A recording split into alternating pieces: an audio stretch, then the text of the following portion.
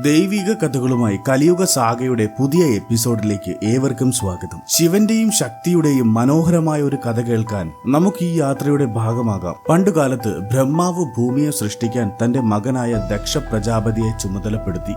ദക്ഷനും അദ്ദേഹത്തിന്റെ ഭാര്യയും ചേർന്ന് ദേവി പരാശക്തിയോട് തങ്ങൾക്ക് മകളായി ജനിക്കാൻ അപേക്ഷിച്ചു. അങ്ങനെ പരാശക്തി ദക്ഷന്റെ മകളായി സതി എന്ന പേരിൽ ജനിച്ചു. മനുഷ്യരൂപത്തിൽ സതിയെ ജനിക്കാൻ ബ്രഹ്മാവ് ആസൂത്രണം ചെയ്തത് അവൾ ശിവനെ ഭക്തിയോടെ പ്രസാദിപ്പിച്ച് വിവാഹം കഴിക്കണം എന്നായിരുന്നു. ഭഗവാൻ ശിവന്റെ ഹൃദയം കീഴടക്കാൻ സതീദേവി തന്റെ പിതാവിന്റെ കൊട്ടാരത്തിലെ സുഖസൗകര്യങ്ങൾ ഉപേക്ഷിച്ച് കാട്ടിലേക്ക് തപസ്സിനായി പോയി. അവിടെ അവൾ കഠിനമായ തപസ്സും ശിവന്റെ ആരാധനയും ചെയ്തു. അവളുടെ തപസ് വളരെ കഠിനമായിരുന്നു. അവൾ ക്രമേണ ഭക്ഷണം ഉപേക്ഷിച്ച് ജീവിച്ചു തുടങ്ങി. അവളുടെ ഭക്തിയുടെ ആഴം മനസ്സിലാക്കിയ ശിവൻ സതീദേവിയുടെ മുന്നിൽ പ്രത്യക്ഷപ്പെടാൻ തീരുമാനിച്ചു.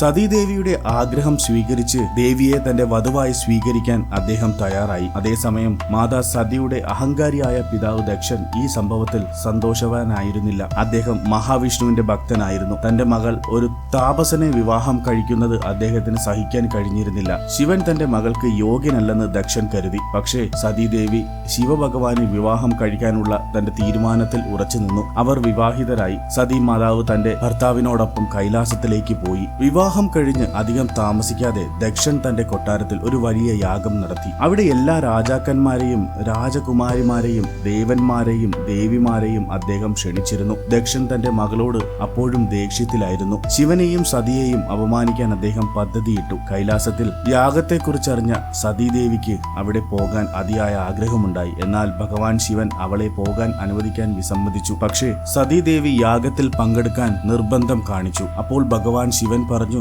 ദേവി, നീ ആ യാഗത്തിൽ പങ്കെടുത്താൽ നിന്റെ പിതാവായ ദക്ഷൻ നമ്മയെയും ദേവിയെയും ഒരുപാട് അപമാനിക്കും. ഇങ്ങനെ ഭഗവാൻ ശിവൻ മുന്നറിയിപ്പ് നൽകി. പക്ഷേ സതീദേവി തന്റെ പിതാവിന്റെ രാജ്യത്തേക്ക് യാത്ര തുടങ്ങി. യാഗശാലയിലേക്ക് സതീ മാതാവ് തന്റെ ഗണങ്ങളോടൊപ്പം വരുന്നത് കണ്ട ദക്ഷൻ അവരെ ഉറക്കെ അപമാനിക്കാൻ തുടങ്ങി. ദക്ഷൻ വ്യക്തമാക്കിയത് തനിക്കും തന്റെ ഭർത്താവിനും അവിടെ ഒരിക്കലും സ്വാഗതം ലഭിക്കില്ലെന്നായിരുന്നു. സതീ മാതാവ് തന്റെ പിതാവിനോട് വിനയപൂർവ്വം സംസാരിക്കാൻ ശ്രമിച്ചു. ഭഗവാൻ ശിവൻ ഒരു അത്ഭുതകരമായ ഭർത്താവാണെന്നും അവരുടെ വിവാഹം എത്ര സന്തോഷകരമാണെന്നും പറഞ്ഞു. എന്നാൽ ദക്ഷൻ ഇതൊന്നും കേട്ടില്ല. സതിയെയും ഭഗവാനെയും വീണ്ടും വീണ്ടും അപമാനിച്ചുകൊണ്ടേയിരുന്നു. ഒടുവിൽ സതീ മാതാവിന് അത് സഹിക്കാൻ കഴിയുന്നതിനും അപ്പുറമായിരുന്നു. തന്റെ ഭർത്താവിനെയും തന്നെയും അപമാനിച്ചാൽ തന്റെ ശരീരം ഉപേക്ഷിക്കുമെന്ന് അവൾ നേരത്തെ മുന്നറിയിപ്പ് നൽകിയിരുന്നു. സതി ഉഗ്രരൂപത്തിൽ ആദിശക്തിയുടെ രൂപം സ്വീകരിച്ചു. അവൾ ദക്ഷനോട് പറഞ്ഞു, താൻ അനന്തമായ ശക്തിയാണെന്നും തന്റെ പ്രാണനെ ത്യജിച്ച് സ്വന്തം ജീവൻ ഉപേക്ഷിക്കുകയാണെന്നും തന്റെ ഭർത്താവായ ശിവൻ ഇതിനു പകരം ചോദിക്കുമെന്ന് പറഞ്ഞ് അവൾ ആ യാഗാഗ്നിയിൽ പ്രവേശിച്ചു. തന്റെ ഭൗതിക ശരീരം ഉപേക്ഷിച്ചു. കൈലാസത്തിൽ ഈ വാർത്ത അറിഞ്ഞപ്പോൾ ഭഗവാൻ ശിവൻ പൂർണ്ണമായും കോപാകുലനായി രുദ്രന്റെ രൂപത്തിൽ മാറി എല്ലായിടവും തരിച്ചു ഭൂമിയാക്കുകയും ചെയ്തു. ഭയങ്കര താണ്ഡവ നൃത്തം ചെയ്തുകൊണ്ട് ഭഗവാൻ തന്റെ ജട പറിച്ച് നിലത്തേക്ക് വലിച്ചെറിഞ്ഞു. ആ ജടയിൽ നിന്ന് ശിവന്റെ സർവായുധങ്ങളുമായി വിനാശകാരി അവതാരമായ വീരഭദ്രൻ ജനിച്ചു. കൂടെ ഭദ്രകാളിയും. വീരഭദ്രനും ഭദ്രകാളിയും പ്രപഞ്ചത്തിലെ എല്ലാം നശിപ്പിക്കാൻ ഒരുമിച്ച് പ്രവർത്തിക്കുന്ന ഒരു ജോഡിയായിരുന്നു.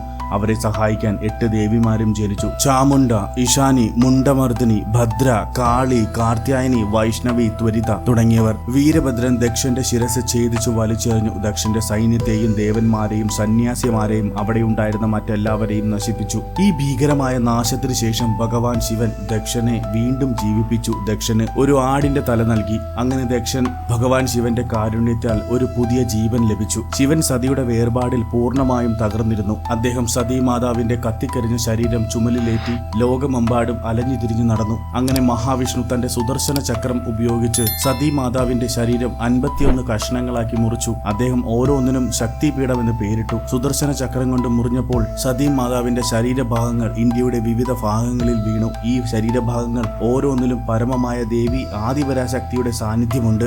വർഷങ്ങൾക്ക് ശേഷം ഭഗവാൻ ശിവൻ തന്റെ അസ്തിത്വം വീണ്ടും തിരിച്ചറിഞ്ഞു. ഈ ശക്തിപീഠങ്ങളെല്ലാം സംരക്ഷിക്കാനായുള്ള വലിയ ദൗത്യം പൂർത്തിയാക്കാൻ അദ്ദേഹം കാലഭൈരവന്റെ രൂപത്തിൽ അവതരിച്ചു. ഈ ദൗത്യം വിജയകരമായി പൂർത്തിയാക്കിയ ശേഷം സതീ മാതാവ് പാർവതി ദേവിയായി പുനർജനിച്ചു. പർവ്വതരാജനായ ഹിമവാന്റെയും ഭാര്യ ലീലാവതിയുടെയും മകളായിരുന്നു പാർവതി ദേവി. കുട്ടിക്കാലം മുതൽ പാർവതി ദേവി ഭഗവാൻ ശിവനെ സ്നേഹിക്കാനും ആരാധിക്കാനും അർപ്പിതയായിരുന്നു. സമയമായപ്പോൾ ദേവി വീണ്ടും ഭഗവാനെ വിവാഹം കഴിച്ചു. നിങ്ങൾക്ക് ഈ വീഡിയോ ഇഷ്ടമായാൽ കലിയുഗ സാഗ എന്ന ഈ ചാനൽ ദയവായി ലൈക്ക് ചെയ്യുക, സബ്സ്ക്രൈബ് ചെയ്യുക. നിങ്ങളുടെ വിലയേറിയ അഭിപ്രായങ്ങൾ കമന്റായി പറയുക.